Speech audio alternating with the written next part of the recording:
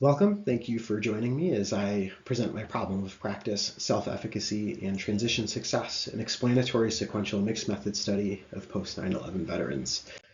The purpose of this presentation is to show you what I've been working on for the past 3 years. I'll start off from conception all the way down to how do I plan to share my findings with the world so that folks can use this research. Approximately 150,000 service members are transitioning out of the military and into their civilian lives every year. Common challenges through this transition include social connection, gaining employment, whether that's unemployment or underemployment, and various lifestyle adjustments. And these challenges are persisting even though that there are several federal agencies and programs, veteran-serving nonprofit organizations, and the private sector getting involved and partnering to develop and implement tons of resources to help our veterans transition. Even then, the problems persist, and the veterans are reporting that the military also did not prepare them well at all for transition.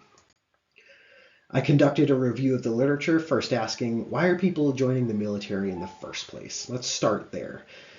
I learned about what a total institution was and how military life is likened to a total institution and how that might influence transition. I reviewed the salience and the prevalence of military and veteran identity, how identity can be useful, but also how identity can hinder the transition process. I reviewed the outcomes of service, including workforce, so what's employment look like for our veterans, as well as their education attainment, the cost, and if they're applying that education. I also reviewed various military to civilian transition frameworks, so different models, conceptual ideas of how we can think about the process of transition. And then I closed the literature review with a review on what is out there on self-efficacy and military transition. There wasn't a lot, which is why I'm excited that I had the chance to conduct this study so I can contribute to that body of literature. The purpose of this study is to understand the role of self-efficacy in military veterans' transition to post-service life. So just broad enough to really give me some freedom into how I wanted to approach this problem and create some research questions, but specific enough where I won't get lost in methodology and literature. And so I developed 3 research questions. The first being quantitative. Is general self-efficacy a statistically significant predictor of veteran scores on the transitioning to civilian life scale? My second research question is qualitative. What are veterans' beliefs about how their experiences during military service influence their transition success relative to the 4 sources of efficacy information? And finally, my third research question, a mixed methods question. In what ways do veterans' perceived influence of their military experiences on efficacy explain their reported self-efficacy and perceived transition success scores? I used Dr. Albert Bandura's theory of self-efficacy to guide every part of this study. And as you can see on the screen there are 4 sources of efficacy information. Performance accomplishments has also been referred to in active mastery experience or performance experiences. Vicarious experience and verbal persuasion are also 2 of those sources, and emotional arousal is the 4th, which you might also see in literature referred to as physiological effect, which is the term that I use, or sometimes emotive, but you can see all 3 of those phrases referring to the same source of efficacy information, and you'll see those differences through even some of Bandura's work, as well as other researchers who have used his theory. Efficacy expectations. So if the sources help create the expectations can also vary in magnitude. So what is the level of difficulty a person believes they can attain? If there's a spectrum from easy tasks to moderately difficult tasks to extremely challenging, what is the magnitude? What is the generality of the expectation? Is it very specific to a certain circumstance, or is it a bit more broad that maybe the generality can be inclusive of multiple different tasks or multiple different scenarios within a certain context?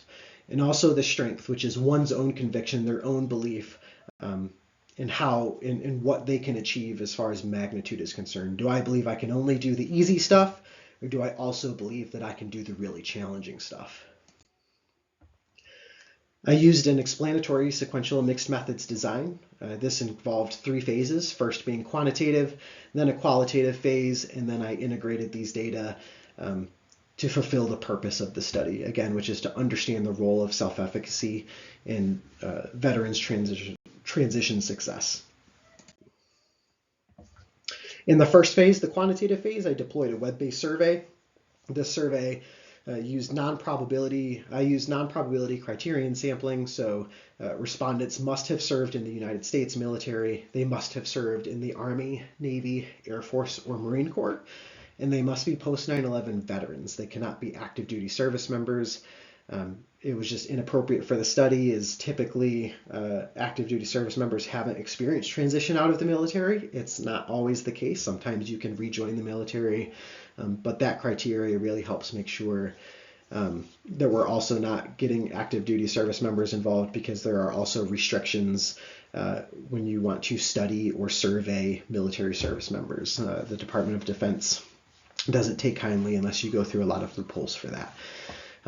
Snowball sampling did play a little bit of a role. So as respondents completed the survey, hey, do you know somebody else who fits and might be able to take this as well? So I did also rely on participants to help promote the survey. The survey contained the new general self-efficacy scale to measure general self-efficacy.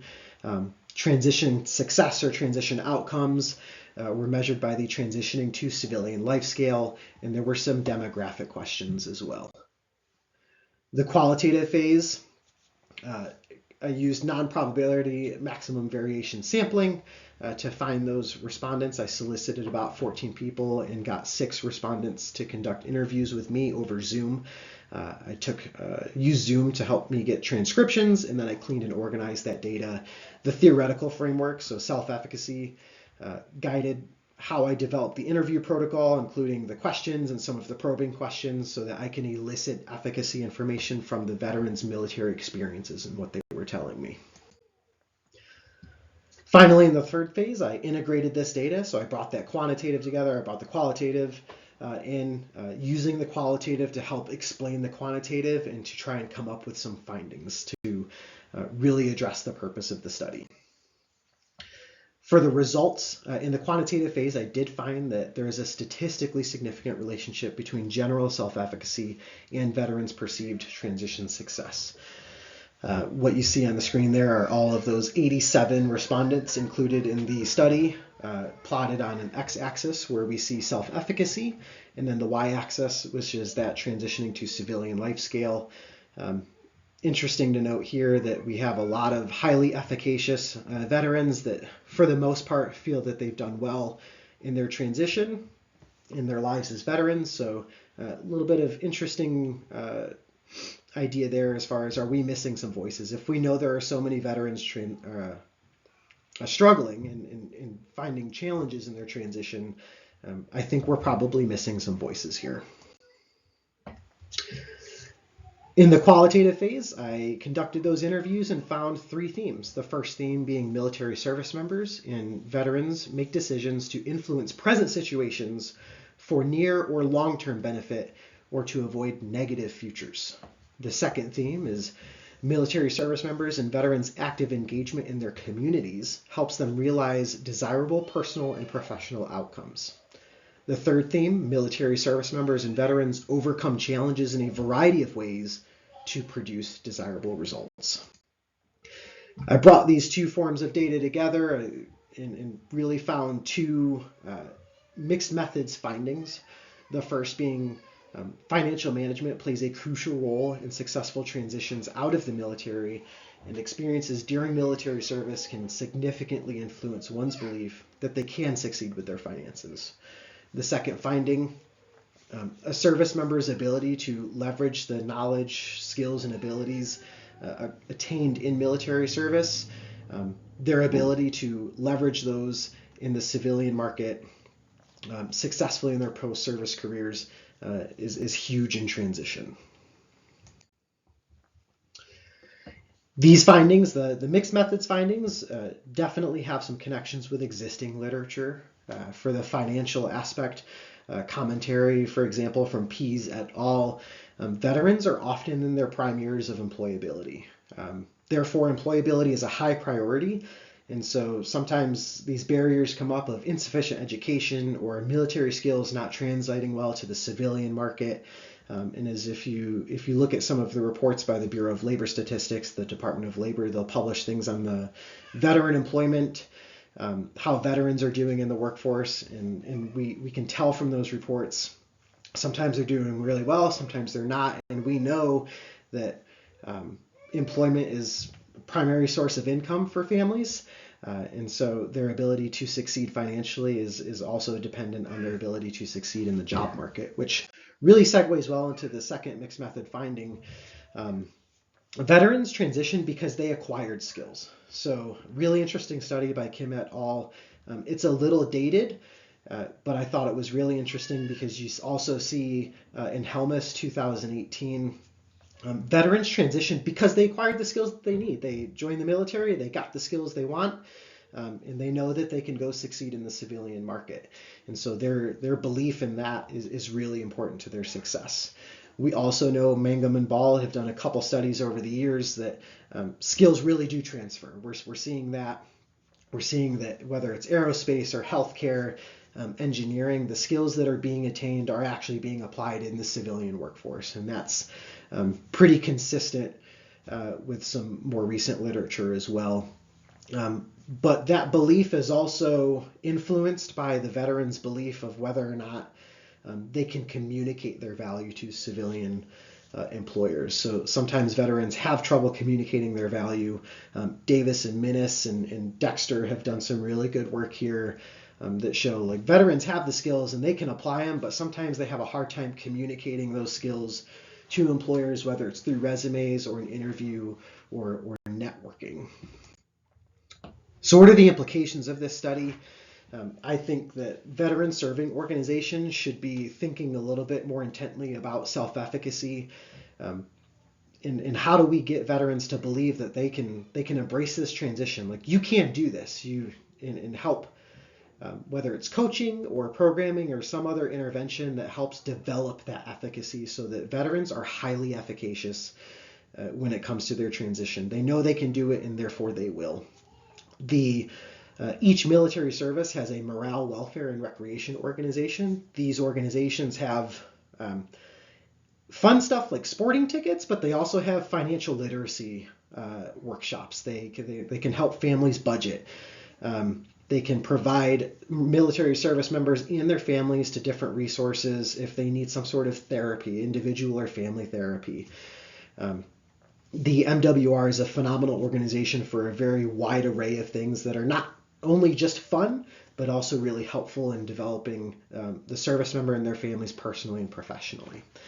And also, researchers of military and veteran studies should be able to use this research. There's not a ton of research that really focuses on self-efficacy and how influential that can be in transition. So how do we take this study? How do we build upon it? Is there something we should do to challenge this research? How can we use this to continue and study this, the construct of self-efficacy, and just how much that can influence a veteran's transition? How I intend to reach out to these various organizations to distribute these findings. With veteran serving organizations, certainly digital media sharing and presentations. I'm thinking of organizations like Student Veterans of America, the American Legion. There are tons of organizations out there that have programming for service members getting ready to transition even, as well as, of course, all their veteran programming, their veteran resources. Very similar with the MWR, even though the MWR is more focused on the active duty population as opposed to the veteran population. We want to build that efficacy early on. We don't want to build it after transition. We want to build it before. So I intend to build some of that digital media and network with some leaders in the MWR to share some of these findings and see if that can influence resources or programming at MWR. And certainly, I would love to get this study into the Journal of Veteran Studies for publication, to share this with other researchers so that they can, of course, review it, build on it, challenge it, so that we can continue this discussion about how powerful self-efficacy is in transition success. And with that, that comes to the conclusion of my presentation. Thank you for joining me, and I look forward to continuing this discussion later on this month.